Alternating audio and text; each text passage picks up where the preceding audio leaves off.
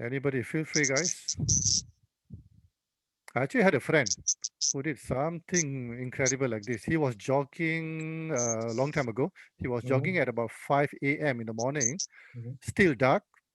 So at the field where he was jogging, from far away, suddenly he saw a particular person. I don't know whether I want to call it person or in Malay they call it lembaga, right? He got so frightened. There was a 10-foot drain in front of him. He actually jumped over the drain and he ran the life out of him, reach home. And when he reached home, he realized suddenly, oh my goodness, did I jump off 10-foot drain or not? Right? Mm-hmm. So anybody has done or probably heard something like that before? Mm. Feel And free. seems to be quite new to me, huh? Ah, Mm. the River Hudson case where the captain was able to bring the passenger to the side of the river. Okay. Let me, how did the captain was able to bring the passengers? Was it like bare hands or navigating or something? Okay, this happened many years ago, and what happened? The captain, right? Because there was birds Hmm. coming on the opposite direction. Very famous case, opposite direction. What he did was, he managed to, with his, don't know what he did, but never happened before. He brought the passengers down into the river bend, and he saved all the passengers. You know, even though the birds get stuck in the engine, the Okay. passengers would have gone into, would have gone into a different. I think they Yeah. would have survived, but he managed to bring all the passengers alive to Alive, the huh? riverbed. And Hmm. this famous, what do you call, Yeah. movie came out of Incident. it. Oh, okay, okay. Nice. So let's consider that as a superhuman feat also. Fantastic.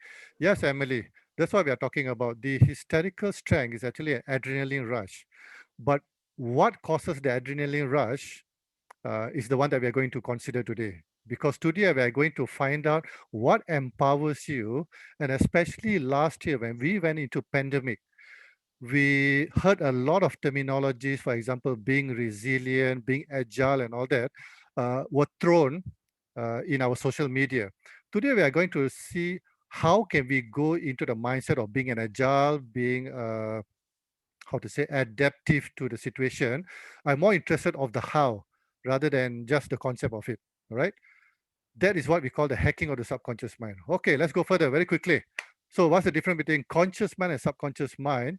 Mm-hmm. Now, the mind that we are using now to interact with each other, actually we are using conscious mind. Conscious mind is very limited. The memory, the retention and its powers is very, very limited. I bet you by time we finish about 9:30 or 10 o'clock, you would have forgotten everything that we covered. All right. Or even, okay, maybe the next morning, tomorrow when you wake up, oh, what did I, cover your last night? Oh, Let me say Harjit. yes. All right. All right. So critical thinking, logical thinking is the attribute or the characteristics of logical mind. Now, why do we need logical mind? Any reason for that, guys? Or any reason why we need conscious mind? Hmm. Feel free, anybody. Very good. Sonny has raised his hand. Okay. Yeah, Sunny. Go ahead, Sunny. Well, I believe that what you do time to time, you will easily remember Hmm. than something that just come to you immediately. Yes. Uh, in other words, Sunny, what we do repeatedly, is it? You're saying? Repeatedly, yes. What you do repeatedly, you can Yes. easily remember than something that just come by your way. You easily Fantastic. forget. Exactly. All right. So this is one of the dilemma actually facing a training session. You notice a lot of people go for training, they go for team building, hoo-ha, they have fun and they come back. But after the training, when you ask them, hey, what did you cover? What did you learn? No, the sound system was good, the food was fantastic, the chair was very comfortable, but I can't really remember what did I learn. So something is wrong somewhere, isn't it? Okay. So a training session is having that dilemma because I'll share with you how the training session can become a bit more alive, right? So in a nutshell, the logical mind or the conscious mind is needed actually for survival. Number one is just to go into your survival mode. So if you see a snake in front of you, what do? Fight First, or you think, flight. Yeah. Sorry, Sunny. you first think to run. The next idea is how to kill it. Yes. How to kill it, and probably Sunny gonna say how to cook it after that. Or the other way around is we run for our life. So that particular trigger is done by your conscious mind. But the conscious mind is the same mind that is putting you back into your comfort zone. Because remember, one of the main objective of your conscious mind is for safety. So each time you want to do something different, something more challenging, your conscious mind is actually going to be telling you, hey, don't do it. Come back into your comfort zone. Be comfortable. Don't change. You don't need to do anything different. So your conscious mind is telling you that. So through training, if you notice military training, marathon runners, those particular training are actually done to shut the conscious mind. Why? Because conscious mind is very limited. Okay. Mhm. Now, if you notice one more word in the slide there, willpower. Mhm. Yeah, willpower, they say, is one of the attributes of our conscious mind.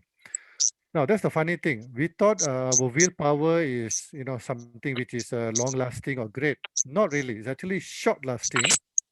But how to make it more strong, long lasting, is if we do certain techniques to hack into the subconscious mind. This is what we're going to cover shortly. So now back to the left hand side of the diagram very quickly. Subconscious mind love imagination. It love visualization. This is where your belief, your values, your your intuition, intuition in Bahasa Malaysia, they call it gerak hati. This is where your long-term memory is stored. Your values, your belief, and also, guys, your phobias. All your phobias in your life is actually stored in your subconscious mind. So, in a nutshell, the process of hypnosis. Have you guys seen hypnosis before? Mm, Uh, no. but don't believe Hollywood so much, Yes. Hollywood movies tend to overdo it. Uh, Mm, Now, process of hypnosis is like this. If I were to rewire your mind in order to have a new set of belief, let's say you're having a very low self-esteem. So through counseling, through certain things that we're going to do in our life, maybe not enough, then we can go directly into your mind and do the rewiring. That is the process of hypnosis. So what does the hypnotist do? The hypnotist is going to talk initially to the conscious mind until the conscious mind feels so bored, it is go into a very light sleep. You probably heard about alpha, beta, theta level and all that. I'm not going to go mm, into that. You can check out on the Google. So when you mhm, go into a slightly deeper level of relaxation, the conscious mind, that's where we bypass the conscious mind and we go to your subconscious mind and rewrite the file. That is the whole process of hypnosis. Guys, whatever that you see in our world today, the computers, whatever creation, is a representation of what we have within us. Because we cannot create anything which we don't understand. So if you notice, whether it is a automobile, whether it's a computers or anything, it's about all that we represent in our body. So if you're talking about computer filing, exactly what's happening in our mind. So we just need to access the right file, rewrite the file during the process of hypnosis, and put it back inside and come out from the whole process. You have a new set of belief. And throughout the whole session, actually, you're fully aware of what's going on, contrary to the belief. All right. So subconscious mind is actually more powerful than the conscious mind. So we're going to see why the need to tap into it. So this is why subconscious mind. If you notice your emotions, they are all registered in your subconscious mind. Your dreams, your goals, your belief. So therefore, the need to hack into your subconscious mind and change its values, tweak it to suit our purpose. All right. So far, are we okay, guys? So yes. far, so good. Mhm. Yep. So our desires, our emotions, our feelings, they are not stored in the conscious mind, which we are using to interact with each other now. It is at the back of your mind while you are listening. We are listening to each other. At the back of your mind, your subconscious mind is forming its own opinions. The subconscious mind is forming its own beliefs. The subconscious mind is registering certain feelings. So that is what we are trying to penetrate into. All right. Okay, fantastic. Hafizah, we'll take note of your question. Shortly, I'm going to just address it. Let me see. Can I relate to EQ to subconscious mind?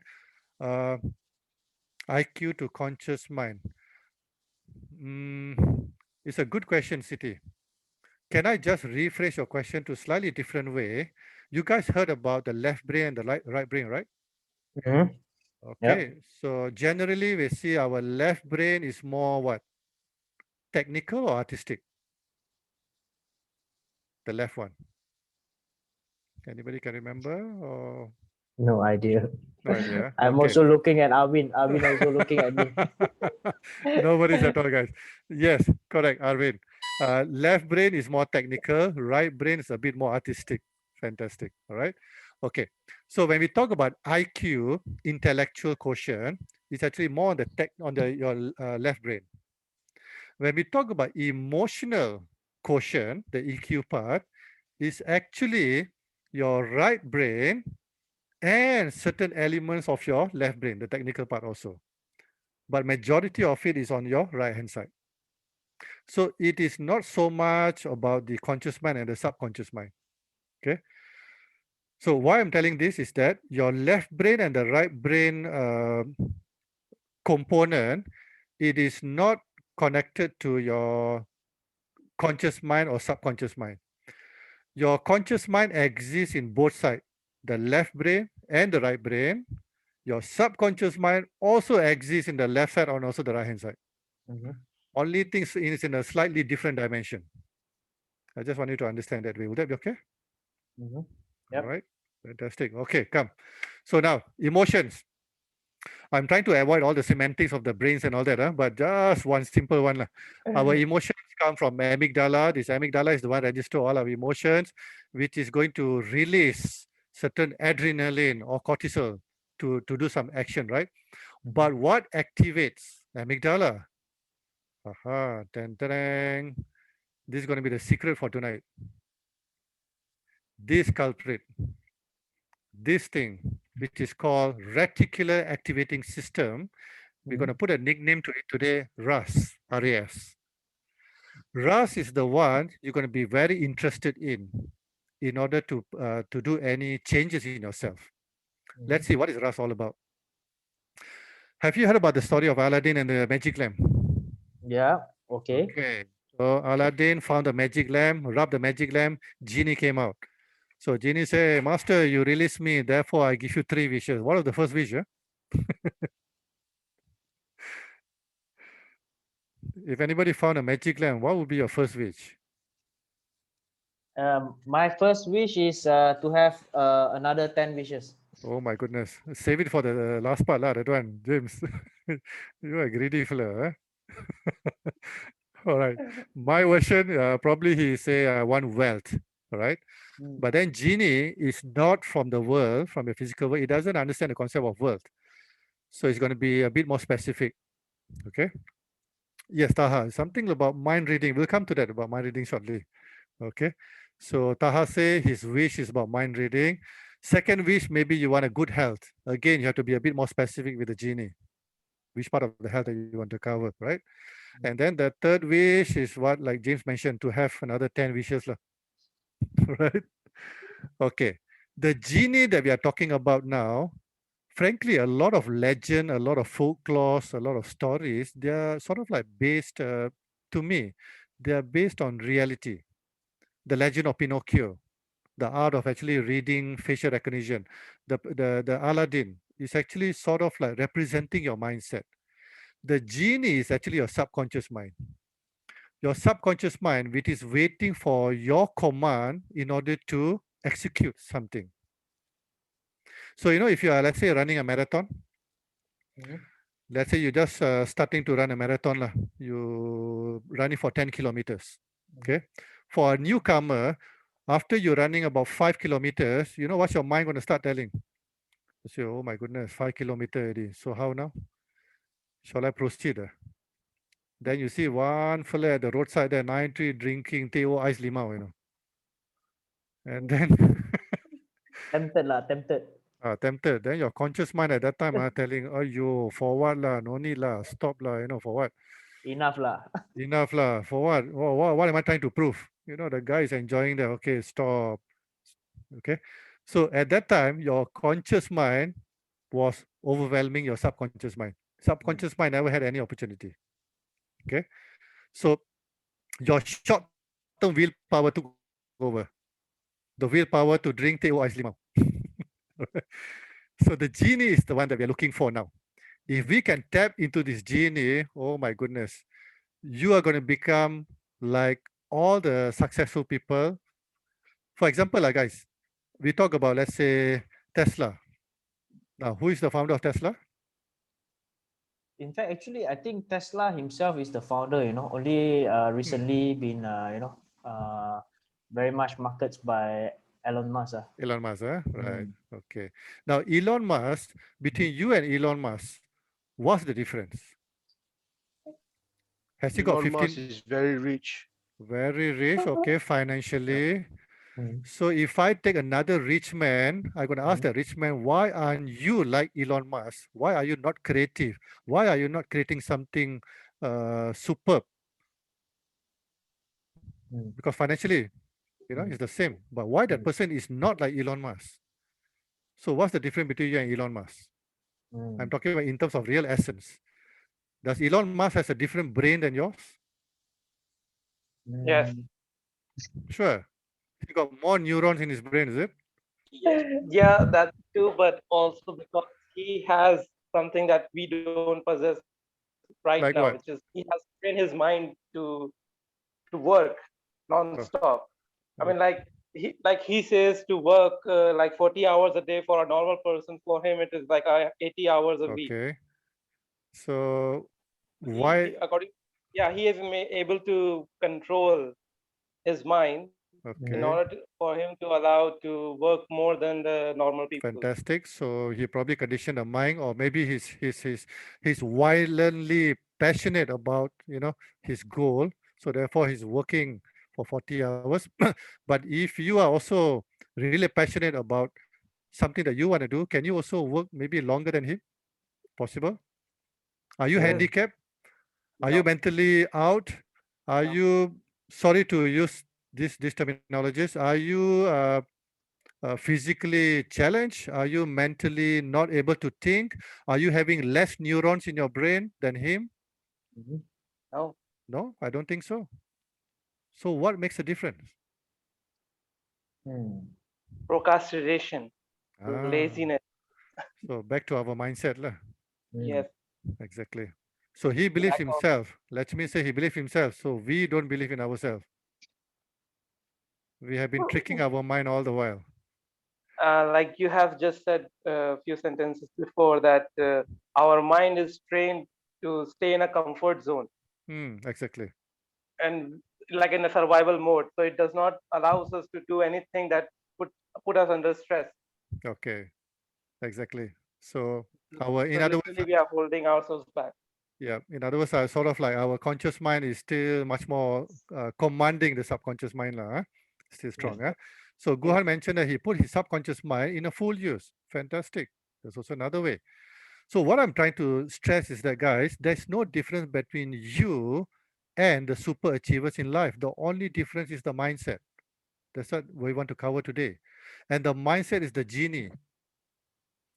So let's go into the detail, the modus operandi of what is happening in our mindset very quickly, guys. Okay, the brain can create memories. Now, stay with me. This is where I'm going to go into a bit detail about how to penetrate into your mindset to manifest everything that you want to manifest in your life. Okay. Now, the brain doesn't know the difference between a memory about something that really happened than something that you created. That's the beauty part of the brain. That means if every day, if you wake up believing that you have been abducted by alien, every day you believe that alien has kidnapped me, abducted me, you will tend to believe that it is so real, you'll be able to relate the experience of it in detail to somebody else, Mhm. and even with full emotions. That is what the brain is capable of. Correct? So it only registers the emotion. That means if I were to create a fake um, vision, allow me to use the word fake. If I were to create a fake vision, a fake memory, and pack it up with a certain emotion, the brain is going to believe that it really happened, and it's going to store it inside my subconscious mind. Mhm.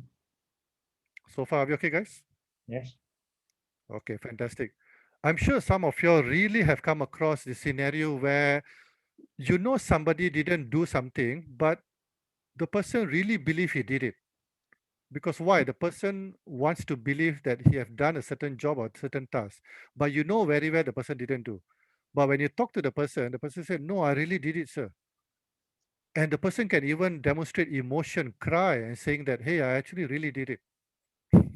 Right? Yes. Okay. Yeah, sort of like watching a horror movie. Yes. Now, because of this, this is the good news. This is the good news about the brain. Therefore, thank God for that. Because when we talk about being adaptability, resilience, remember these terms all was thrown during the pandemic time. Guys, you have to be actually resilient. You have resilient means what? Withstand whatever changes. Be agile. That means adapt to the situation. And you are like the bamboo tree, you can actually sway with the situation. How to do that? The technique of hacking into your subconscious mind, let me just go directly here. If you look at the slides, this is what all the so-called top motivators in the world like Tony Robbins and the rest of it is going to be telling you. The techniques that they share with you is actually about hacking your mindset. So one is of course meditation. Why meditation? Not so much on the spiritual side. I'm more interested on the real material side, which is actually when you meditate, it increases a certain part of your hippocampus, which is your memory. The longer you retain your memory about that emotion, the more passionate you are. So meditation takes care of that. Another technique to hack your subconscious mind, positive reinforcement. Reinforcement. The sad thing about us is that we are always on a negative default. Our default, the switch in our mind, the default is always on the negative. The moment you wake up in the morning, you look at the mirror. Oh, yo, why this fella so ugly? When you look at the mirror and you say, "Oh, yo, this fella again." Rather than, "Oh my goodness, I look good. Wow, I didn't know I look so fantastic." By nature, by default, we are always onto the negative side. We are not sure why, right? So positive reinforcement is now on the positive side. So they found out whenever you actually repeatedly do something. Now, can you see the wording there? Neurons that fire together, wire together. Have you heard about hardwiring in the brain? Yes. Hardwiring happens when we actually repeatedly do certain things. That is why all military training, uh, when we talk about certain discipline that we want to go into, we have to do repeatedly because there's a certain hardwiring happening in our brain and therefore in the subconscious mind. Okay. Positive affirmation, planting powerful commands in your subconscious mind.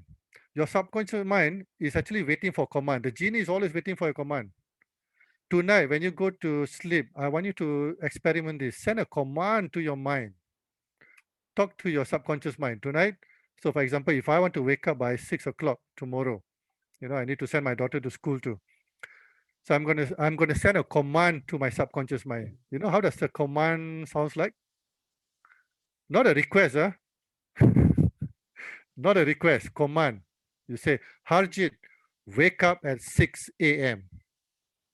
Please be specific, Don't say Harjit, wake up at 6. You might wake up at 6 in the evening.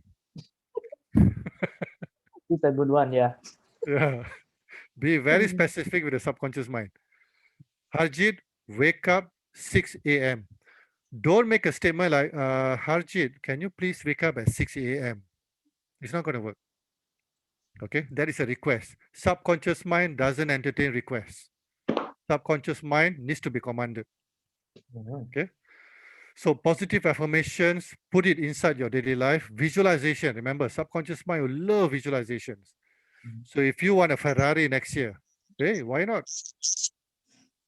Put a picture of Ferrari in your wardrobe as your screensaver and do everything towards attaining that Ferrari. Okay. And the final one is actually start a gratitude journal. You heard about being gratitude, right? Appreciative. Now, why gratitude again? Because when you appreciate what you have in your mind, when you're satisfied, your mindset go towards becoming like a magnet. Yes, Chris, the problem is maintaining the Ferrari. The cost of maintaining it. That one you can pass to James. He'll take care of the expenses. You know, Harjit, just now, what you have shared did remind me when I was on the ship working. Right. I always put because most of the time, we our job we earn American dollar. So what we do is we put a US dollar note on my door. So every time when I feel very frustrated, I feel I wanted to go home. Then I have to just to see see the money posted on my door just to calm me down. Say, oh, okay, I'm here, for work, all these things. Exactly. So 3 things. I only want you guys to do 3 things. Yes, Guhan, fantastic. Magnetize abundance is the law of attraction. Now, can I just quickly touch law of attraction if you guys interested in? Law of attraction is about doing everything around your life to attract what exactly that you want for. So, for example, if you want wealth, what do you need to do in your life? So your wallet might be empty. Maybe you got no money. But the way you are going to carry yourself as if you're already a millionaire, the way you are going to actually talk to people as if like a millionaire. Yes, the habit. How long, Fatiha? It depends until when you achieve your dreams. All right. It can be maybe 1 week, it can be 1 month or 1 year until you achieve it. And the most important thing is actually your mindset. Your mindset is the one that becomes the magnet. So if you see my slide here, the law of attraction is one thing, repetition. Some people, they just do it for 1 week and then they say, nothing is happening, But keep doing it, keep doing it. We need to do the hard wiring inside your brain. Second, mental imagery. All right. Mental imagery is so important because without visualization, you will not be able to visualize where you go. Now, how many of y'all have actually taken a course on defensive driving? Anybody? Christopher. Yeah, Fantastic. Chris. Yes. There are a few courses on driving. One is defensive driving. The other one, I've forgotten the name. Somebody raised his hand. Hawk. Hi, Hawk. There's another type of driving which is more dynamic than defensive driving. For example, when they learn about defensive driving, Christopher, correct me if I'm wrong, they'll put a few cones in front of you. Okay. So your job is actually to drive around the cones. But you know what's going to happen? If you focus on the first cone, right? When you're just looking at the first cone, by the time you avoid the first cone, you are too late to avoid the second cone. Oh, correct.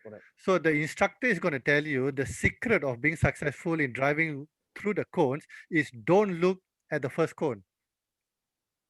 You look at the second cone or the third cone because your peripheral vision is so broad, it's already registering everything, including the first cone.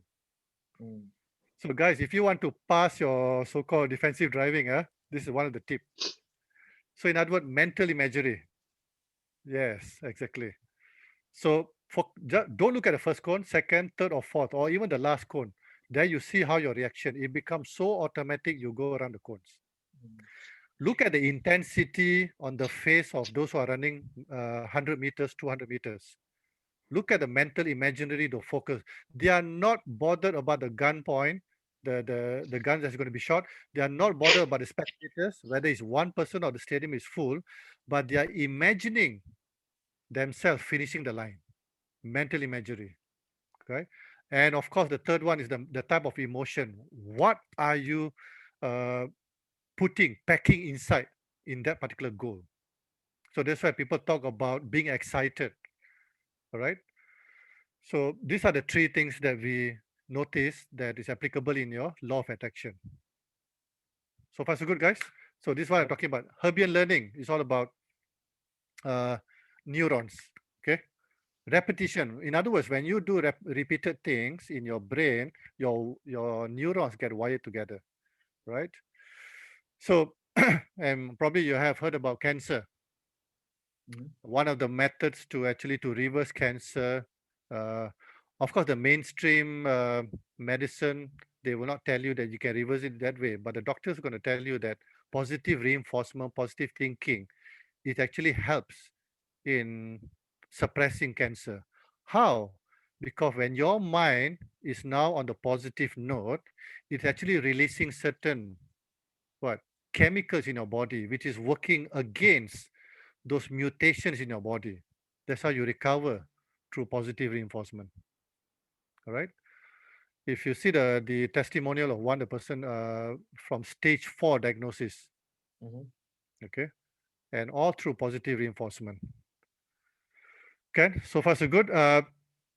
So from all the spiritual teachers like Lao Tzu, they're talking about mindset, guys. Everything about mindset, mastering your mind, and the others like Tony Robbins, they talk about RPM method, Covey, 7 habits of the highly effective people. One of the habit number 2, he mentioned begin with the end in the mind. Why? Because you need to anchor. And why anchor? Because you are now anchoring into your subconscious mind. We are not interested in the conscious mind. Conscious mind going to tell you, don't do it. It's okay. Go back to your comfort zone. We need to shut the comfort zone, the conscious mind. So the gurus are telling you that Albert Einstein, so-called the highest IQ, and he's telling that imagination is the most powerful force in the universe. A bit weird, isn't it? Somebody who is so inclined to logic, to mathematical equation, and he's telling you that imagination is the most powerful force in the universe. There must be something going on with the mind, isn't it? All right. Every wording is all about mindset. Very quickly, because I also conduct transformational activities, transformation programs, which James was mentioning on LinkedIn also, scaring people away.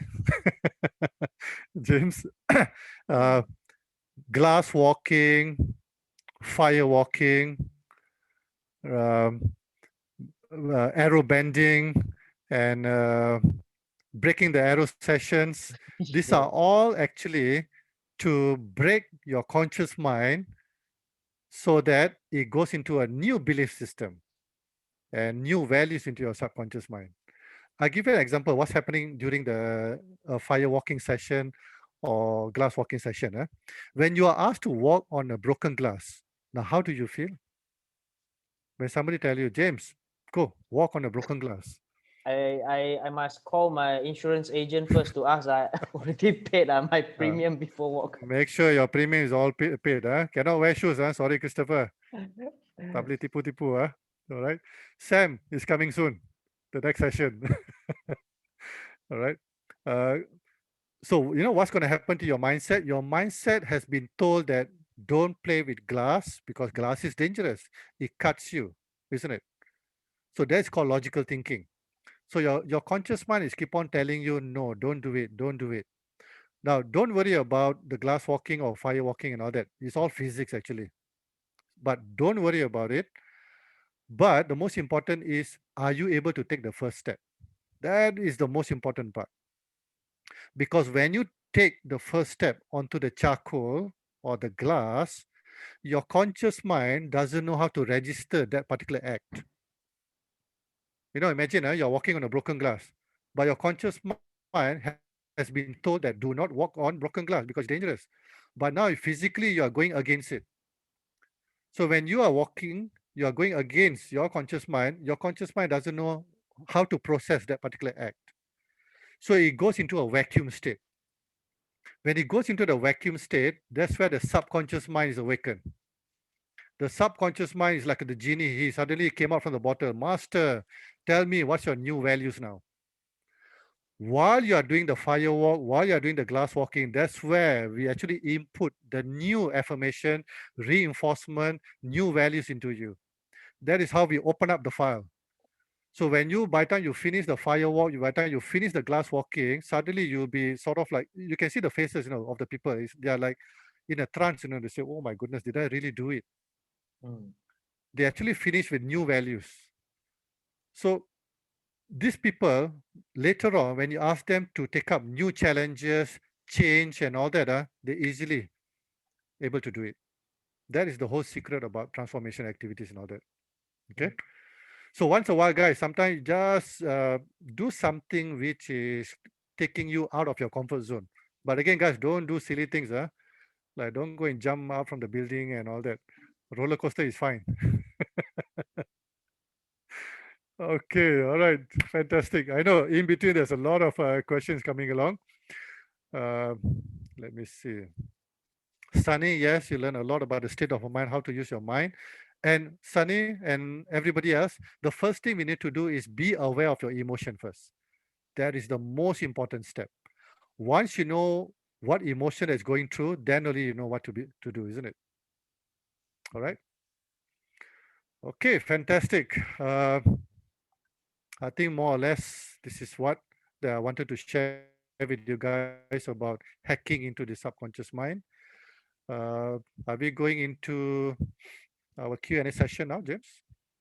Yes. Of course we can. I mean, once as you say, we already finished the sharing. Yeah. Seems like we have a very big crowd tonight. In fact, it is by far the biggest crowd. I mean, of course lah. Initially, not so much people, So Hmm. the participants tends to, not to say drop. They maintain about 20 people, 20, Yeah. 18, including me, included me inside 18. So this time we have a very big crowd. We have 38. Hmm. Wow. Hmm. So yeah, almost double. Yeah. So thank you very much. Everyone is here. Only 9 o'clock. Don't worry, it's not finishing yet. It's not a closing speech. Okay. So we Yes, have yes. any Now it's questions still young. here? Any questions Yep. here from anybody? We have Chris, Arvin, Prabha, yes, Osman, Okay, I and can see some mhm, questions in the chat box. Let's look at mhm, Yao Wenjie. yes. He actually posted one question earlier. Let me try to recall it.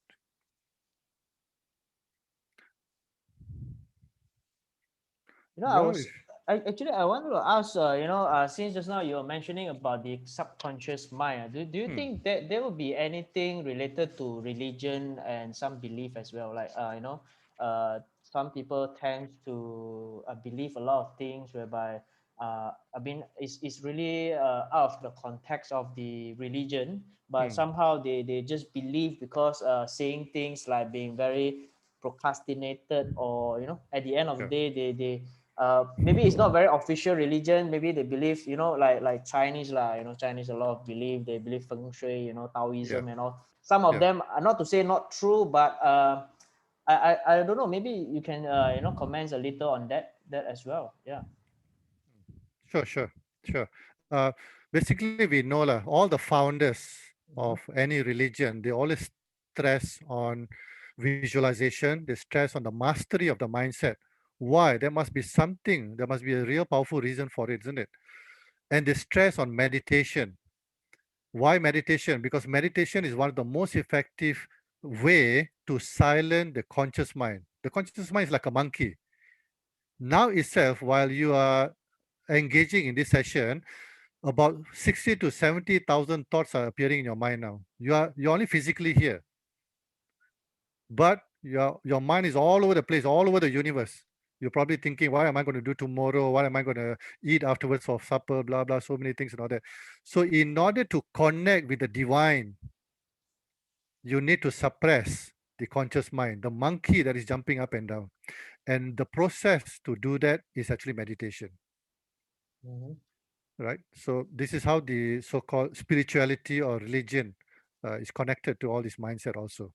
By the way, can I pose a very simple question? Any difference between meditation and contemplation? What? What is contemplation? Yeah. What do you guys think? Interesting. Any difference, or are they the same?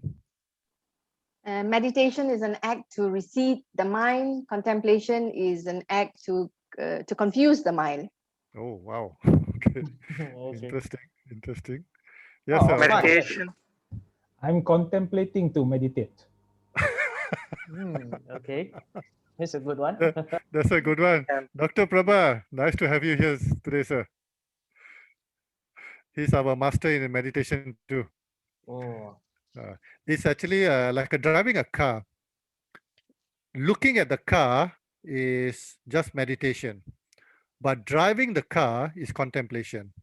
In other words, you can meditate, just go into meditation, but without any objective in mind. You just probably wants to have the stillness, to enjoy the calmness and all that. That's meditation.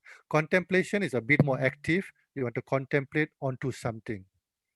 But both process is about silencing the monkey, which is your conscious mind. Otherwise, nothing is achieved. All right. Okay. Yes, so sir. Osman. I want to ask one question from you. Sure. Uh, like when you started doing the talk to other people, like started giving these talks, Mhm. did you feel some kind of a feeling of like, okay, I don't want to do this, it's too much for me, or feeling of overwhelming, being Mm. overwhelmed to do this talk session? So how do you power yourself through such situation and go out there and give the talks? Fantastic. Thank you. Nice question, Taha. Uh, what I do is definitely sometimes our limiting belief comes into the mind. For example, hey, will I be able to speak in front of 500 people? Will I be able to handle question? Will I be able to, all kind of, remember what I told, our mind is always on the default on the negative side. Automatically it goes on the negative side. The negative button is always automatically on. So what I do is I always practice one of the NLP tactics, which is, let me just type it into the chat box. It is called reframing. I keep on reframing the mind. How I reframing the mind is that these are the questions that I ask myself. So some of the questions that I ask myself, am I really that lousy, or am I really don't know that particular topic that I'm going to talk about? Am I really doing something which is out of my expertise? That kind of question. So when I throw this question, I'm actually challenging back my conscious mind. You notice the power of questioning? So in the era of NLP, we actually use something called a meta model questioning to put your conscious mind into a confused state. Because remember, the negative part, the one that's telling you, hey, don't do it, don't go onto the stage. Why? Because you might embarrass yourself. Don't go and deliver the speech because people might ask a tough question you won't be able to answer. You notice those are all negative. Your conscious mind is pulling you back into the comfort zone. So in order to overwhelm the conscious mind, we are going to ask certain question which is going to be bypassing the conscious mind and go directly to subconscious mind. I'll give you one more example, Talha. When I was doing one of the activity of aerobraking, one of my staff, after the participant have done it, so my staff, quite a new staff, she said, hey, Mr. Harjit, I want to do it too. It looks like very interesting. So I said, hey, why not? We still got a couple of arrows to go. So the moment she put the arrow at her neck, she want to press towards the wall, she back off. Oh. She keep on backing off. She said, oh, no, I don't think I can do. So I keep on reinforcing her, motivating her, say, don't worry, you can do. But that didn't work. So I needed to apply extreme reframing through questioning. So you know what I did? I said, okay. So I told her, I said, do you really want to do it? She said, yeah, let's do it. I said, come. So the moment she put the arrow, she backed off again. So you know what I told her? I asked her a question, what's so special about you? So then she was a very timid girl and all that. She said, Mr. Haji, no, I didn't say I'm very special. I just, very afraid. Then I told her, I said, exactly, but I'm asking you, what is so special about you that you are going to get injured today, but all the 60 people did not get injured? You tell me now what's so special about you that you are going to get injured. So now the conscious mind have to find the reasoning, isn't it? The conscious mind have to find some excuses in order to satisfy that act. So then she started coming up with excuses. No, Mr. Ajit, I'm very afraid. Then I told her, I said, so you are telling that all the 60 people just now, they were all like, warriors. They straight away did it? No, some of them were afraid. Then another excuse came. She said, oh, no, Mr. Ajit, my skin here is very thin. So I'm telling you, all the 60 people all got thick skin, is it? So she was finding all the excuses to not to do it. So this is called reframing through questioning. Until she couldn't find any more excuses. Okay, okay, Mr. Haji, come, let's do it. So at that moment is the one I was looking for. Then I push her for it, just do it, and all that. The breaking point, the arrow broke. When the arrow broke, that was her breaking point. You can see that she was like, oh my goodness, this is what I can do. I never thought I can do like the rest of the people. That was her transformation. So I do that, Taha, from day to day, every moment. Even before our session, tomorrow morning when I wake up, I'm going to be doing reframing all the moment. It's a continuous thing. Right? Good, fantastic.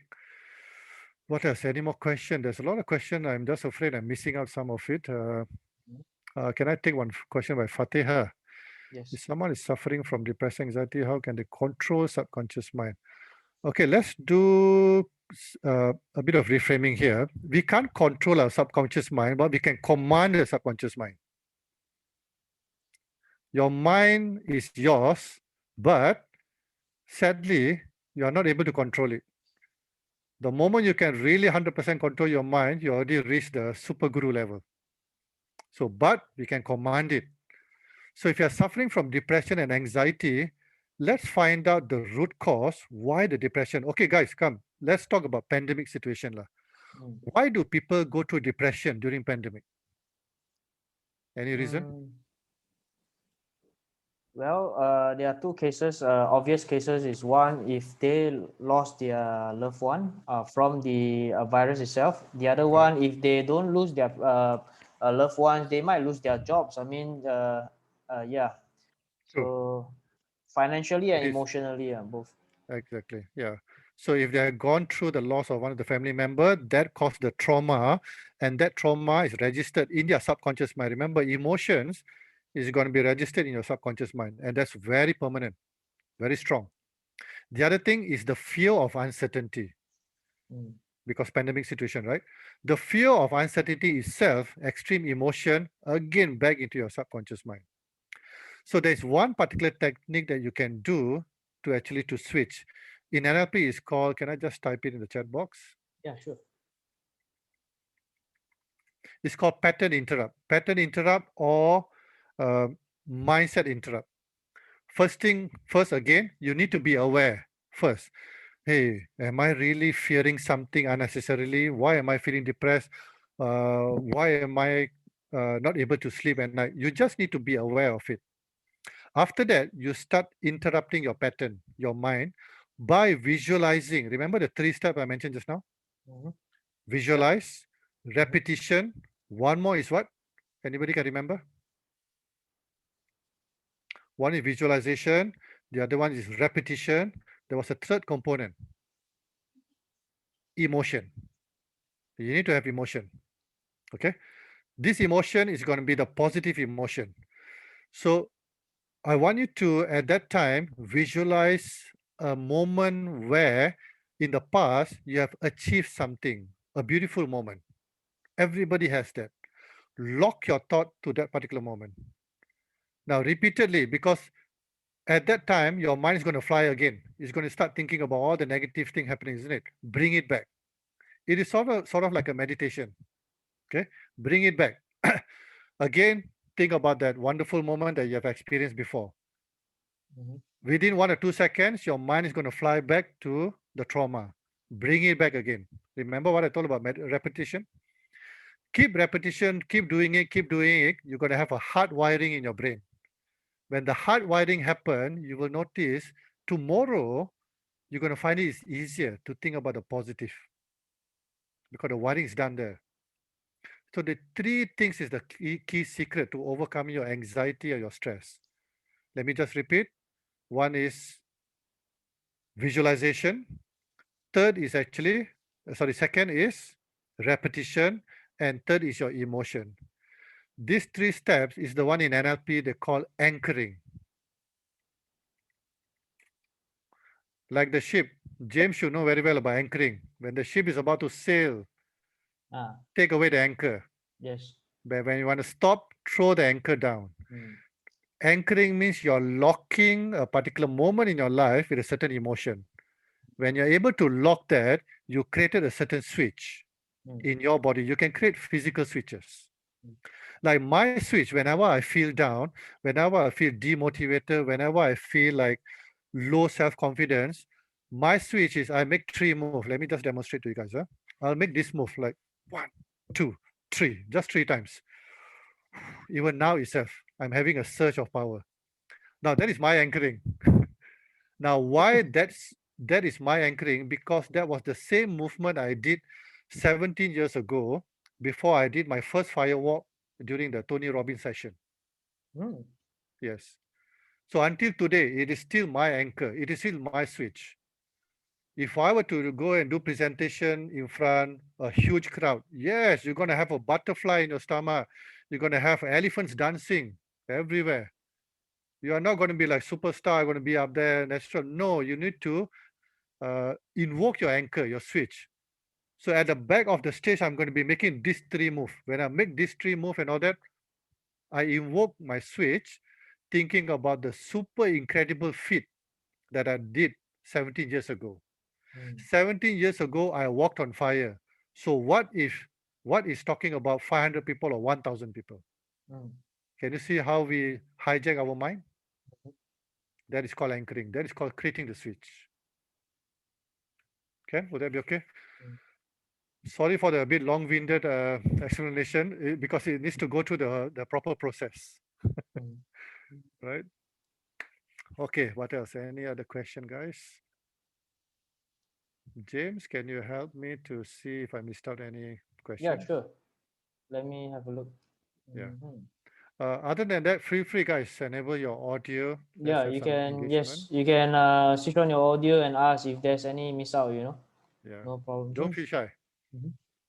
We need part 2, 3, and 4 on this subject.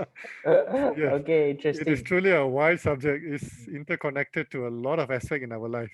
Yes. Of course, we will depending very much to the speaker. If he got the time, surely I would like to have part 2 and 3 and 4, right? Because I also don't want to drag people for too long. As the previous Jamtalk, it's been 2 hours. So people like, yeah, apa ni lama. So I try because try to split of course, depending on the availability of the speaker as well. No worries. We'll make time. Don't worry, James. We'll make time. Right. Whether it's 2 a.m. in the morning or 1 a.m., we'll make time for it.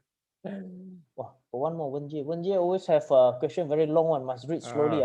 Okay. It's possible for someone to be aware about everything but still have lots of unconscious mind, because that is what I always experience when I dream in sleep at times. Does the subconscious mean that there's something hidden message? Yeah, this one, even people has been like dream of dead people in a dream. It's like Chinese, they say, oh, maybe dream of dead people, maybe that person sending some message, need to burn something, burn some house lah, paper, money lah, all these Chinese things. So what are the things you can explain on this as well? Yeah. Okay. We can answer this from two aspects. One is the mainstream, so-called society acceptable explanation about dreams, or can I answer from the metaphysical aspect? Yes. Okay. When we dream, actually our subconscious mind is the one that is dreaming. Our subconscious mind is the one so-called, I'm sorry if it sounds a bit of mumbo jumbo, but just let me explain. Our subconscious mind is the one traveling in the astral world. Just bear with me, guys. If you're okay with this explanation, just go with it. Otherwise, just ignore it. Okay. During this travel in the astral region, our subconscious mind might access certain record called Akashic records. Okay. Akashic records stores a lot of things. You might even access what is going to happen to you in the future. So when you wake up, when you go through that event, eventually you feel the deja vu. All of us experienced deja vu before, right? Mhm. So that is your subconscious mind is recording something which is I don't know. I'm trying to avoid to be, sounding too, how to say, super metaphysical. Okay. At the same time, you also can be dreaming about what happened throughout the day, what happened yesterday, and you might also dream about something that you wish you could have done throughout the day. Mhm. Let's say somebody made you angry in the office and you didn't do anything. But when you went to sleep, your subconscious mind was telling like, I wish I could have slapped that guy. I wish I could have just, punched that person. I wish I could have done this and all that. So it's sort of like acting out. Remember I talked about false memories? Mhm. Your brain is capable of creating false memories. Mhm. And the danger part about this repetition of false memories, it can become part of your character. This is how serial killers form their habit. If you ask Ted Bundy is one of the most intelligent person. If you ask Ted Bundy, why did you kill the ladies? You know how he reframed? He said, no, I was just relieving them of their pain in life. You see how serial killers reframe themselves? If you ask robbers who actually robbed the bank, if you ask them, why did you rob the bank? Don't you feel guilty taking people's money? They said, no, I didn't take people's money. I took the insurance company's money. People's Mhm. money is protected by PIDM. Mhm. So I didn't rob people's money. Saw how they reframe it to make themselves feel good. Mhm. Yeah. Robin Hood mindset, exactly, Fatih. All right. So if the criminals can do reframing to do negative things, why not we reframe our mind to do positive things? The Mhm. technology is the same, isn't it? All right. Uh, oh yeah, one more thing which is connected to that question just now, guys. During the process of hypnosis, we are actually fully aware of what's happening. We are just putting the conscious mind into just a relaxed state only, and thus bypassing it and go into the subconscious mind. But you are fully aware of what's going on. Don't believe Hollywood too much, yeah? All right. Okay. What else? Any other question, guys? Feel free. Well, Very I have interesting question. one more. What is this? Before I ask, I need to read this first. When I see someone kurang siuman on the street, makes me wonder who is the one who is thinking. Talking about this kurang siuman, means okay, for those who are not from Malaysia, is something like people who have some mental retarded, not mental retarded. What do you call Mental that? disorder lah. Disorder, Yeah. whereby they're walking and talk by themselves, right? In fact, I Mm. have one uncle who actually can see, they call it as a third eye, can see this kind of spiritual thing, right? And he told me that actually these people actually they are communicate with another dimension of the world where we cannot see, but doesn't mean that he have something. I mean, obviously he has some mental disorder, but to the people who have third eye, they have been said that these are the people who communicate with another dimension of Yeah. the what do you say about that, Yeah. Harjit? Yeah. I mean, but of course, we don't know lah. Some of them maybe really have got those ability, but remember again, because your brain also can create false memories, can also create false imagination, and if they repeatedly believe that, it becomes part of their mindset, and they say the thing really exists. So it depends on the situation. And I have one very good questions to you, Dr. Haji. One is Sure. okay. Do you think we need to visualize something in order to dream? So which means for those who actually been born blind, do they Hmm. actually know how does a human looks like? Oh, okay, interesting. Yeah. If you're talking about, let's say, born blind from birth and all that, I Yeah. frankly don't know. I really don't know what's in their mind. Whether are they able to comprehend how does human look like? I don't know. Let's ask everyone. What do you guys think? I'm unable to answer that, frankly. No problem, no problem. I would like to hear from the floor as well. I mean, is there anyone have any similar experience or heard from somewhere else? Maybe can share. Because I just Yeah, go ahead. Jiva. Yes, I do not know about blind people because they experience through feel and touch. But I've got a friend who just became blind completely just for like 10 months ago. Caused by? He just became blind, just medical reason, and he just became blind just over a period of 1.5 years. He just became blind. But his emotional state became very unstable because obviously he couldn't accept that incident that has happened. But I think when I had a chat with him, I said, how are you managing your day today? How are you feeling people today? Because for him, he said he has seen the human part. He has lived the human part. So he knows what the world is and how it is. So I guess when a person who says he is born blind, I guess that person don't experience. And I think Dr. Harjit, they probably work from the other side of their mind. That means they don't see on the physical mind. They probably will use a lot of their subconscious mind. The other senses. Yes, yeah. Yeah. So that's what my take is on this. Maybe they're using more on the subconscious mind. Yeah. And we know those people, for example, one of your senses has been disabled. Doesn't matter whether it's vision or hearing or anything. Your other senses are invoked better, actually. So there's one particular experiment. I even do this this one of the activity that I conduct in sometimes team building session. This activity is about echolocation. You know what do we do? We blindfold the people because it's all about gratitude also. Sometimes we take for granted, I'm able to see, I'm able to feel everything and all that. We wanted to instill the sense of gratitude in people. So we'll have the conference room all darkened and each person is blindfolded and they need to actually navigate through a certain maze in the conference room through echolocation. Now, you know what's echolocation? Just like bats. They'll actually throw some sound. Oh, interesting. Can I just demonstrate? They just do that. Now, isn't it? You guys can experiment this at home. When you put your hand near your face now, when you do that sound, you know the distance.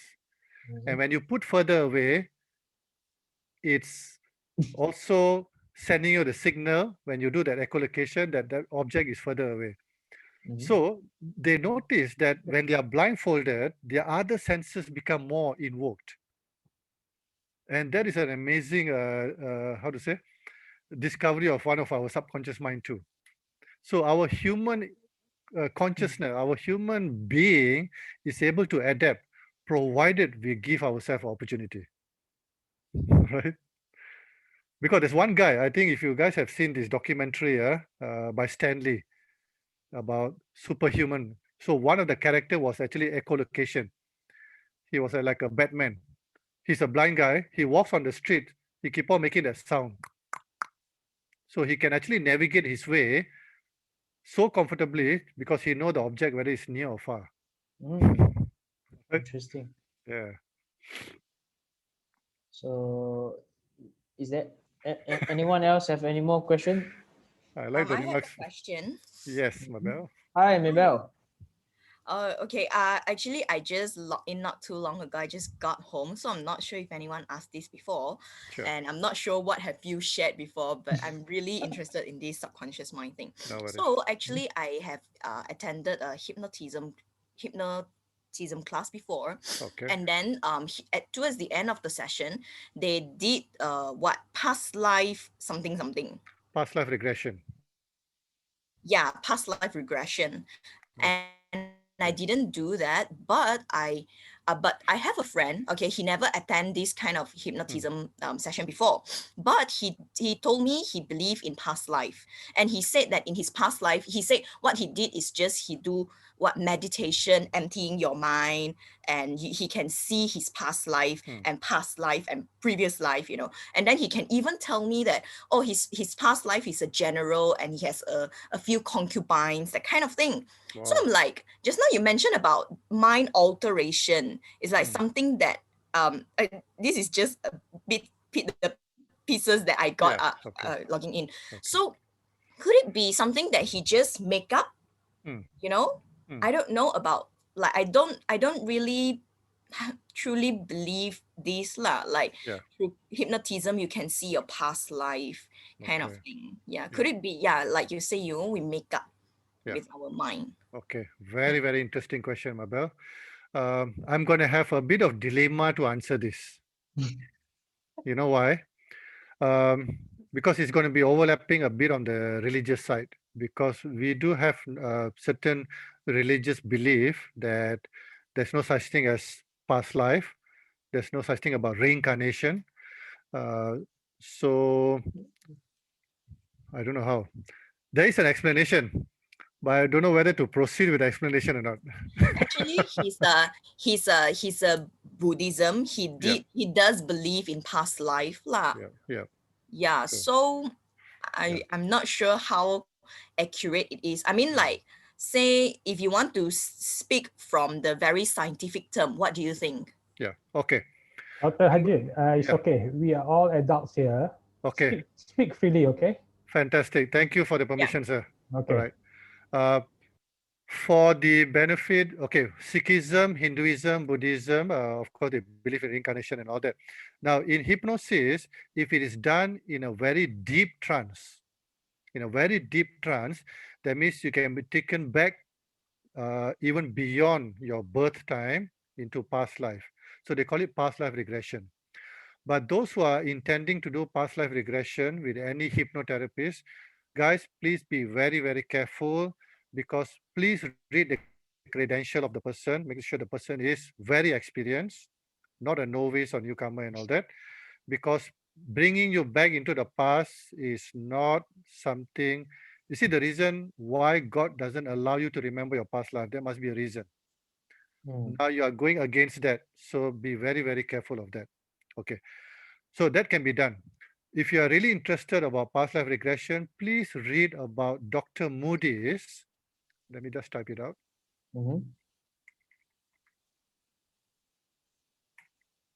Dr. Moody's have done a lot of past life regression and did a lot of research work. Just wanted to find out what did they went through when they were passing through one life to another life.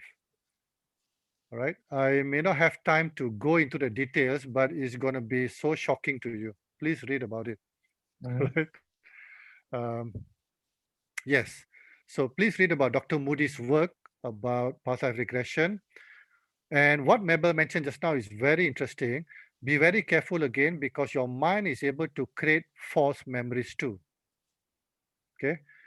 So it's a bit difficult to distinguish which is real memory, which is actually make-up memory. It's very difficult. But there are certain ways where a trained hypnotherapist can detect which is a false memory. I'll give you an example. When they were hypnotizing those people who claim they were abducted by aliens, okay, kidnapped by aliens. So when they actually hypnotized them, so the guys who told them, like, how they were abducted, what went through in the spaceship, blah blah, and all that. Alarmingly, about 40%, they realized it was a fake um, testimony, and it was all sort of like made up. How they detected was that it's just like a lie detection. When somebody gives you too much of information, too detailed information about something, that can be an indicator of a lie. So they sort of like, and there were also other indicators, all right? But the question is, the remaining 60% was so convincing, were they really abducted? So if I'm going into the past life regression, yes, there's a possibility there, but it's a very interesting field. If you ask me whether I can do past life regression, no, I'm not specialized there, but I'm going into it. Because the method to put somebody into a very deep trance is a skill by itself. Very, very deep trance. I'll give you an example. One of the most difficult category of people to be put in trance are actually technical people. You know why? Because they question everything. they question everything. So if during the hypnosis, I were to tell the guy, okay, sir, can you now visualize yourself? Let's count downwards from 10 to 1. While I'm commanding the person 10 to 1, he'll be processing why 10 to 1? Why not 20 to 1? Why not 20 to 5? So rather than following through the process, is analyzing. So if I say, sir, can you visualize blue color and a beautiful environment? The person is probably processing why blue color, why not purple? My favorite is pink. Again, analyzing. So analyzing. But it can be done, only take a longer time. So the hypnotists need to use another technique for technical people. They call it the language of ambiguity. You know what's ambiguity?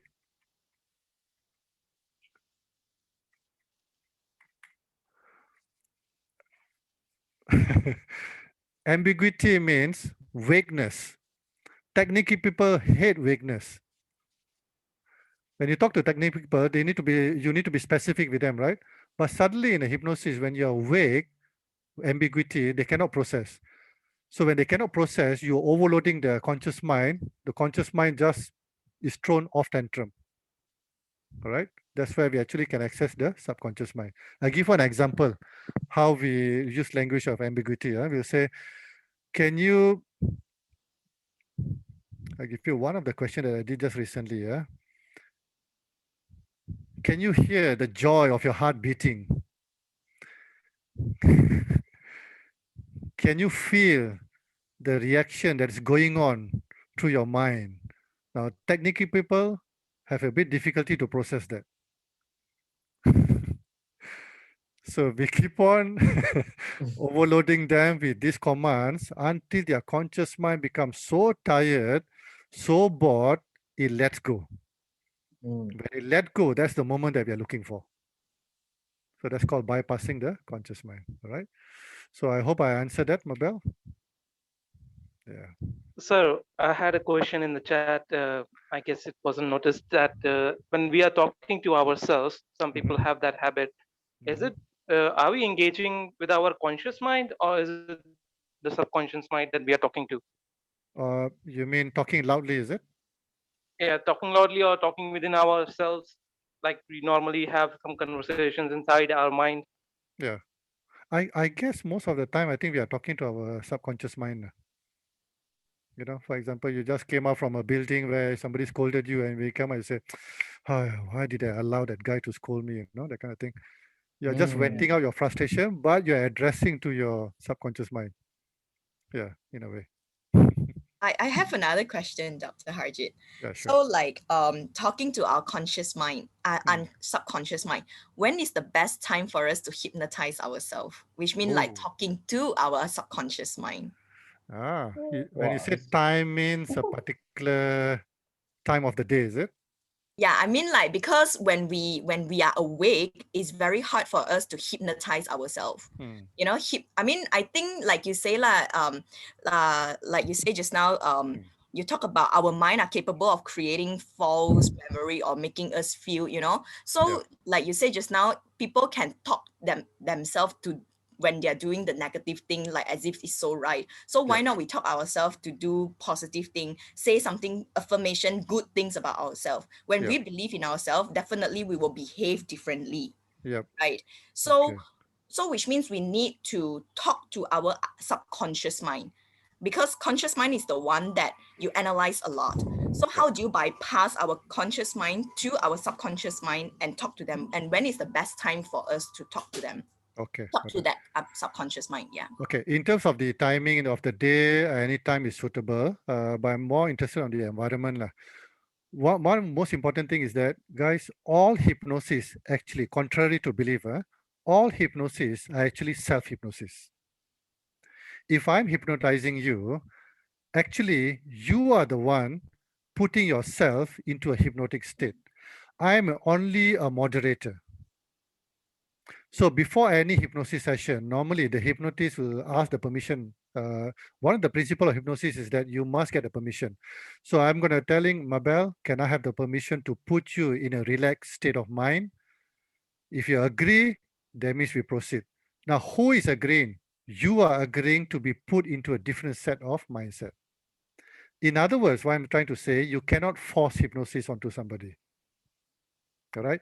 You cannot bring a child to a hypnotist and say, "Sir, can you hypnotize my child so that he become more hardworking and can do all the schoolwork?" It doesn't work that way. Okay, unless the child, willingly wants to be this one hypnotized.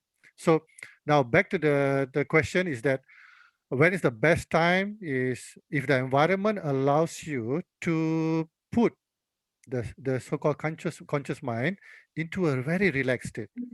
So that is why it depends on the individual again. How many of y'all can sleep in a very noisy place? Can we have just some show of hands? Right, Othman, yes, like myself also.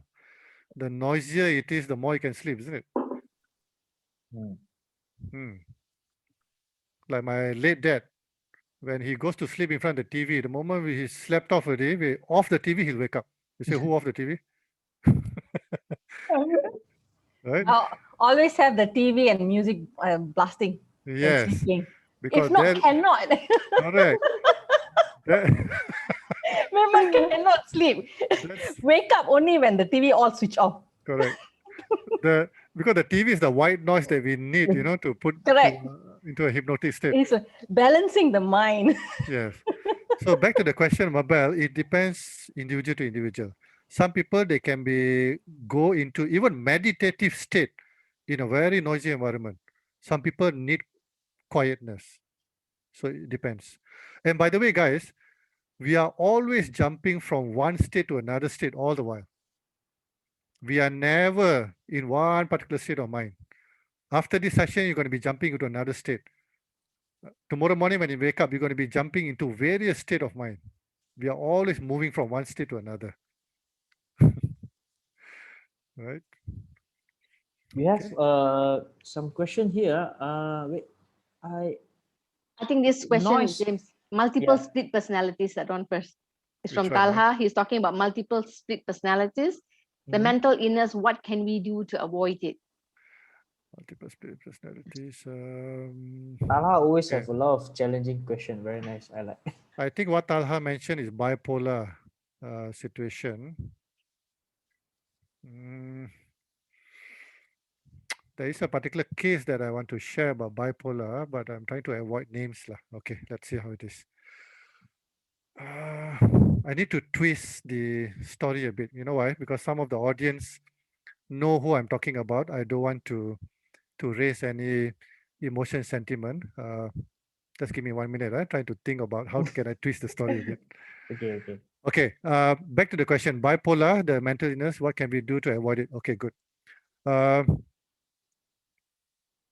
This particular person developed a bipolar situation because of a trauma that the person has been seeing in his household.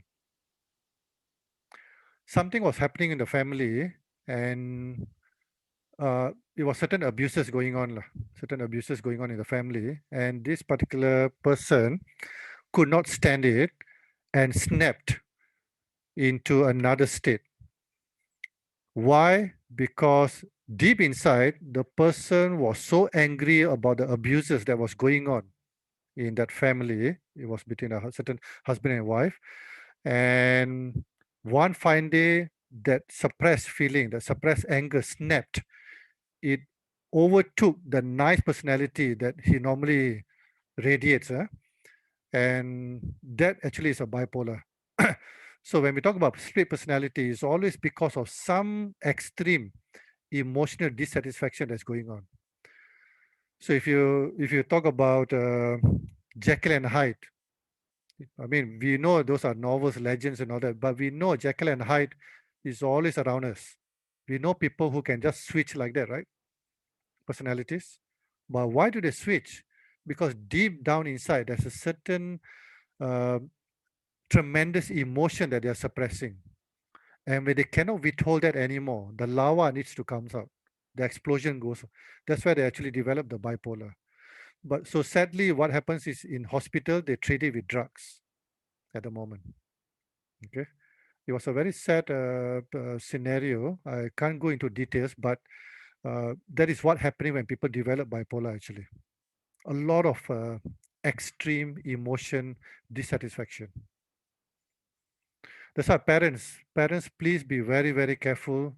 If you're arguing with each other, please go ahead and argue, but not in front of the kids. Because the kids are registering, the kids are recording every single part.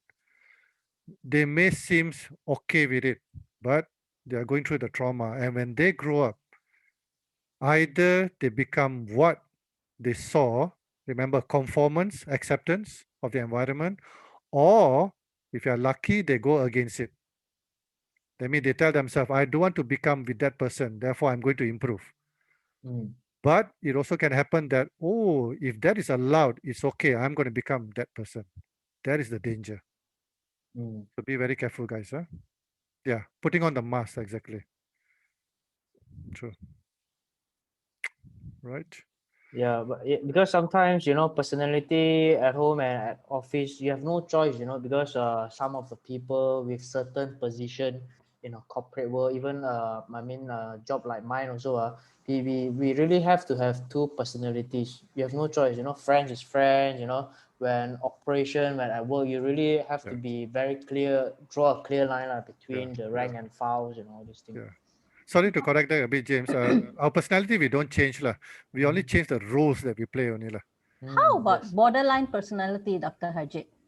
Borderline personality, just enlighten me a bit. Sorry, Lakshmi. For example, I know someone who is excellent, works under pressure, and you know he's really well known and things like that. But somewhere along the line, when the person gets back home, it's just different, totally different.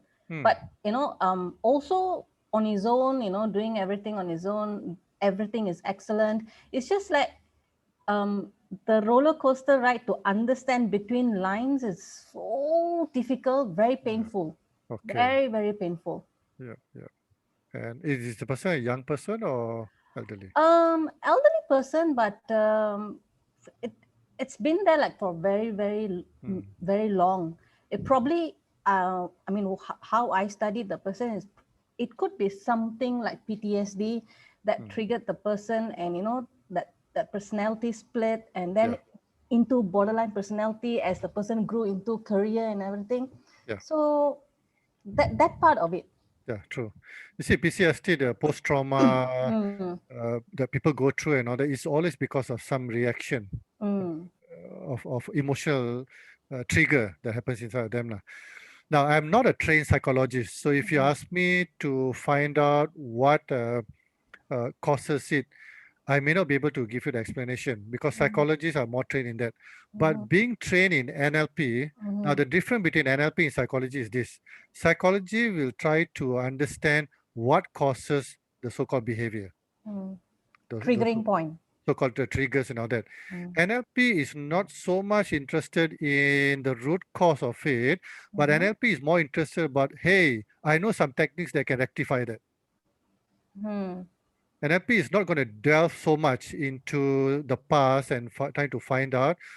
It will try to find out also what is the root cause, but it's not going to be delving so much about the past. And also it's not going to be interested in the semantics, whether it's certain disorder, is it called bipolar, whatever. NLP is not going to be interested in that. But NLP is going to be saying that no worries, we have got so-called various techniques to overcome that. So, like for example, if I connected to this, how many of you got OCD? Obsessive compulsive disorder. Me. Everything has to be perfect. If any of you say you don't have, you're lying. That means I'm honest. I always end up arguing with my daughter. Why isn't the spoon in the same position, in the same place? And like that. Yes. What else? Any more example, guys? Anybody? OCD? Can OCD be conditional? Means like in a particular subject, like for particular things, you want to have them in the perfect way, or but for others, you are like acceptable if they are not in the right way. Yes. I think Can it be conditional? It can be anything. Yeah. Well, correct. that's It can be because of certain biasness. Yes. Why not? Yes. Okay. So the pen must be there. Yeah. So nearly everyone has got OCD. I tell you about my OCD. You're gonna really laugh about it. and how I applied NLP to overcome it. Yeah? My OCD was I used to count my steps. Okay. So when I'm walking, I'll count 1, 2, 3. The moment I reach 20, I will start back the count. Okay. Until today, I don't know why. So if I ever go to psychologist, the guy is going to be interrogating me, try to find out why, how did you develop that particular OCD, 1 to 20, blah, blah. But NLP is not going to be bothered with that. NLP going to say that, look, I got a technique, how to overcome that. So that technique is the one that we covered earlier, pattern interrupt. Yes. The moment I realize that I'm starting to count, I need to interrupt that pattern by doing something else, occupy the mind. Okay. So, and repetition again, remember we talk about repetition. So continuous repetition, interrupting the pattern, I'm going to hardwire my brain to develop a new habit. So that's how I overcome my OCD. Another OCD was whenever I watch a movie, if there's a subtitle, my hand automatically start typing. How many of you has got that? How? Can you repeat again? How? Why is that? When you watch a movie, got subtitle down there. Okay. Whether English or Malay, the subtitle. Okay. The writings down there. My hand automatically, I'm enjoying the movie, but my hands are automatically typing down there. Oh, this one a bit extreme. This one. Extreme, I tell you. So, and I really suffered because of OCD. Really suffered. People used to look at me like, what's wrong with this guy? Is he going through some withdrawal syndrome or what? So, so in order to overcome that, I need to realize that, oh, okay, hey guys, I'm start typing and all that. I'm not able to enjoy the conversation because I'm busy typing there.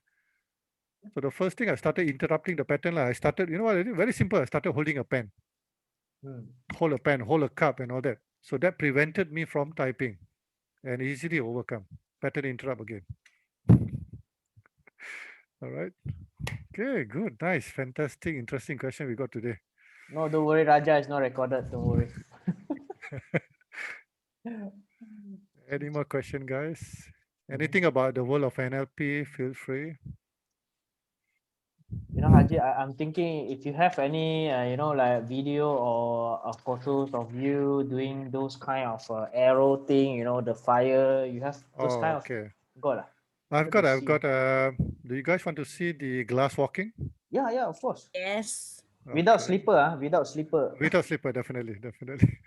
Let me just quickly.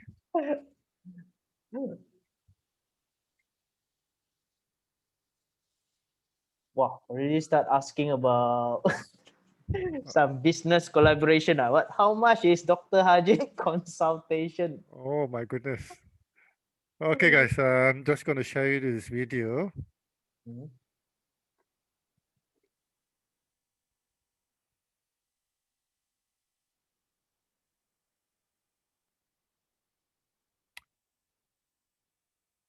Is it visible? Yes.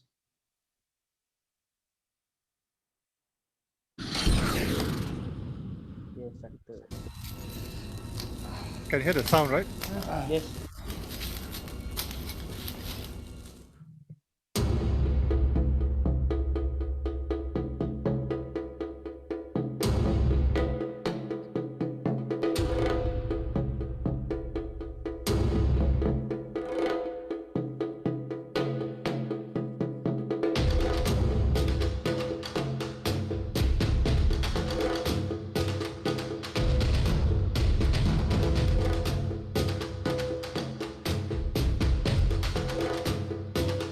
Hi guys, most often we always think about how do we actually transform our mindset?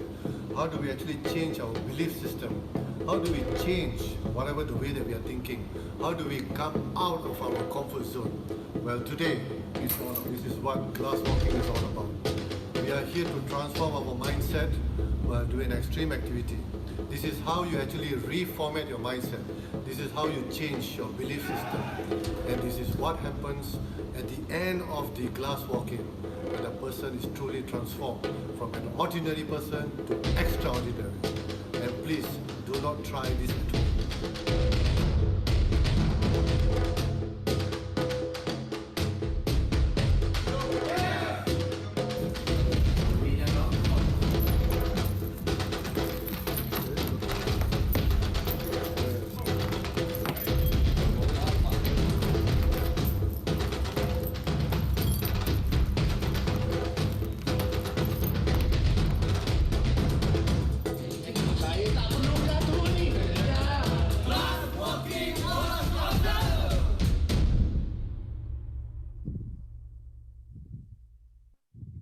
There you go.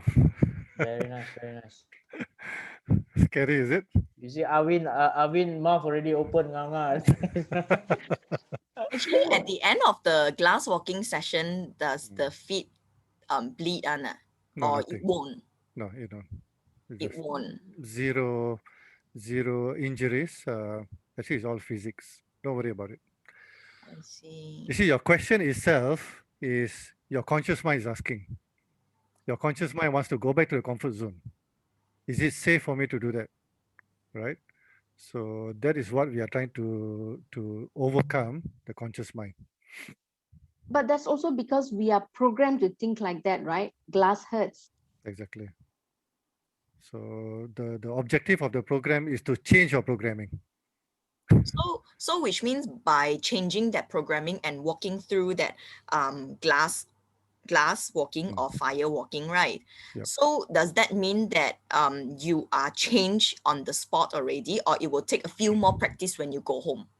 Some people, if the experience is so overwhelming itself, immediately they transform. For some people, it might take a bit of time for the whole experience to seep in, but eventually it's definitely uh, transforming you. That particular group in the video just now was actually from Perodua. It was a bunch of supervisors where the management identified that these are the bunch of supervisors, whenever they wanted to implement something, they are the one always against it. They are the one always say, no, boss, cannot be done. So quietly the HR say, Harjit, can you try to do something about it? So it was part of a leadership program actually. So I followed up with HR after 2 weeks, just to find out what's going on with these people after the session. She asked me, she said, Harjit, what mantra did you do? What did you did to them? Because today they are totally different than what I knew them 2 weeks ago. Because today there was one particular person, a very hardcore person. Anything during the training session, he was against. He didn't want to do. He was against of change. He doesn't believe in anything. Of course, he doesn't believe in training, nothing. Very senior guy because he feels that he has seen it all, tasted it all. And but this guy was the most transformed. She got shocked because he said suddenly this guy is so jovial. Suddenly he's interacting with everyone. It's as if a new person is there. So I say, okay, thank God for that, At least the magic is done there. Right. Okay. What else? Anything else to let's see in the chat box?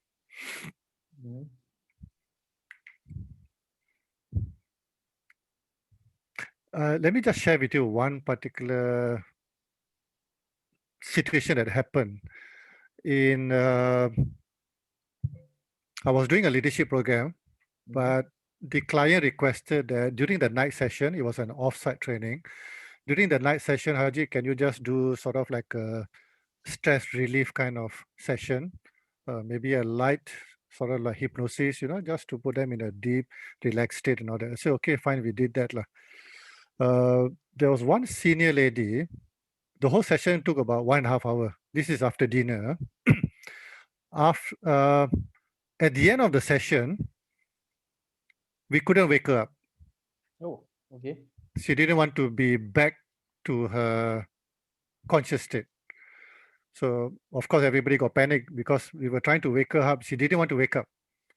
So then I told everyone, I said, guys, okay, you go ahead, go and take your supper, coffee, blah, blah, this and all that. Let me just handle her. While my colleagues was trying to revive her back, I started asking the GM. I said, there's some background about this person. So I just asked whether is she a very stressed person? That she said, yeah, she's very stressed in life, a single mother, working 2 jobs, and she's very, very stressed even at work. So, okay, fine. So that actually told me something very important. The reason why she willingly didn't want to be back to the conscious level because she was enjoying the subconscious world. Interesting. Because when I did a session, we actually took them to the beach in the mindset, enjoy the beach. I was going into very detail about the waves and all that. She didn't want to come back because she really was out of stress at that time. So she voluntarily didn't want to wake up, and of course I had to then deploy some affirmations, some wordings. I actually get coffee, coffee, because you see smell is more conscious, right? So we actually made a very strong coffee, let her smell. I started talking to her, guiding her back, and then slowly she came back. But when she came back, she was like smiling. She said, sorry, I took long time. I just was enjoying the beach too much. I didn't want to come back. Busy picking up some trash on the beach Yeah. there. Like Jiva. Reminds you of Jiva, yeah. Picking up the No, trash. actually, I want to share something very personal. Sure. Yeah, sure. I don't mind sharing. Wonderful. I think when my daughter was 3 years old, I met in a quite a, I can say accident lah. So I was flown down from overseas and I was very unconscious. I didn't know what was happening. I don't know how I came back to Malaysia. And I think I was told that I went for an MRI, CT scan and things like that. And I wasn't in my conscious state. So the only way that my family and the doctors revived me is to constantly bring my baby into the room so that I wake up and remind myself who I am. And it took about 3 months for me to come back and accept accept myself to go through my life daily. It's I didn't want to come back because I felt like it was so painful. The accident was so painful, was so traumatic, and I was so afraid that if I wake up and accept it, I will remember the pain, which is even more painful. That's right. That was, I think, anybody like you, Dr. Harjit, you said that the lady didn't want to wake up, so I know how it feels. It's like you don't want to feel the pain. You fear it so much that you are going to not forget the scenario and the trauma of having it living in you. So it takes a lot of effort to actually family support as the best support and friends. True. So for me, it was my daughter. Every day she will they will just leave her there to scream, to cry, so that I will just snap, Fine. They did a great job because that was your anchor. That was my anchor. And until today, she's been my anchor. No matter what, like I wanted to keep quiet along the way, but it's a lot of memories that I like to share. Fantastic. But it's nice. Every time having her picture there, it's like there is a purpose for everything, So I always have a picture anywhere I go. I look at her, she's there, she needs me. So she's been my anchor all the way. Fantastic. Wonderful. Really glad with that. Yeah. Amazing. You see, that what actually the amazing capabilities of the mind that actually took me onto this journey of going into NLP, hypnosis, and all that. You see, my background, I was educated in finance. I did my professional accountancy. Yeah, I was 16 years in the corporate line in finance. And after that, went into the journey of, mindset, because it really fascinates you about the capabilities of the mind. Yeah. The more we know the technology of the mind, the more we can use it to our advantage. And that is what makes life more meaningful, isn't it? Yep. Fantastic. So you'll see me smiling for everything, James. Yeah. Before we close off the session, can I share with you guys one powerful story? Would that be okay? Yeah, sure. Yeah. Before the pandemic, of course, I used to travel a bit quite often.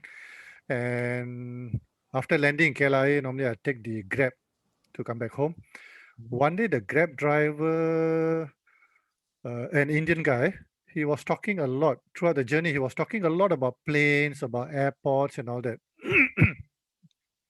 So then I asked him, I said, hey, brother, you seems to know a lot about planes and all that. I say, what were you working before? He said, oh, sir, I was an aircraft engineer.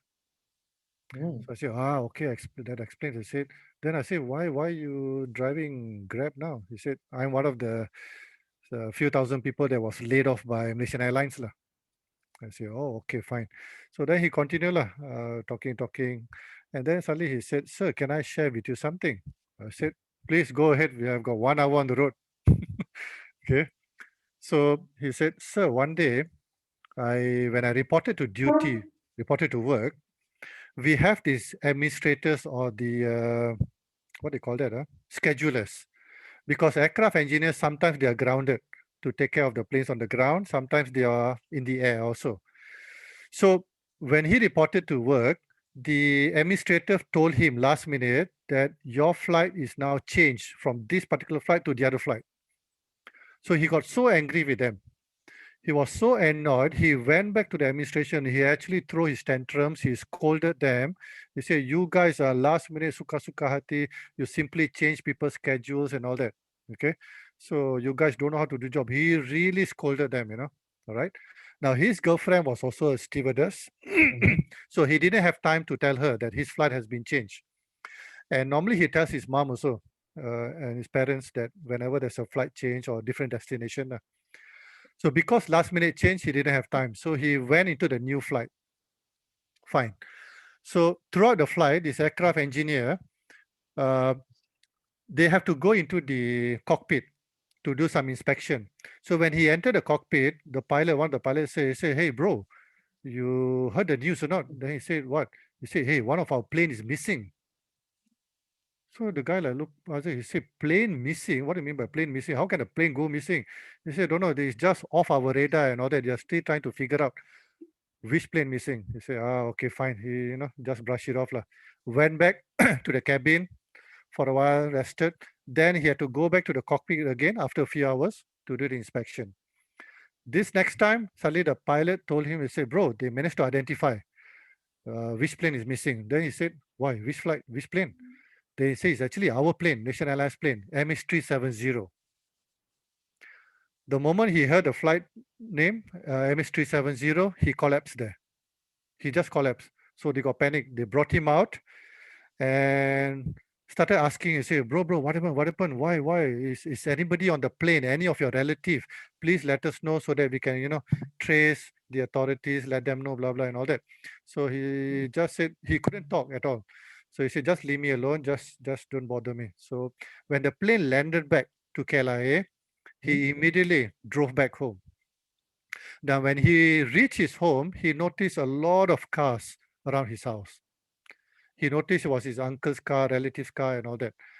When he entered inside his home, everybody got a shock. Everybody looking at him, and the first thing the mother came to him is the first thing the mother told him, asked him was, "Wow, they found a plane, is it?" You know why the mom asked him that? Because he was supposed to be on MH370. All the while, the mom or the girlfriend, the parents thought he was still on MH370, and they thought the plane has been found. When the mom asked him that, he collapsed again. He pingsan, he collapsed. Then again, they revived him in the bag, when he came back to his conscious and all that. Then he said, why, what happened? He said, Mom, actually, they didn't find the plane yet. I was not on the plane. I was actually transferred to another flight. And you know what, Mom?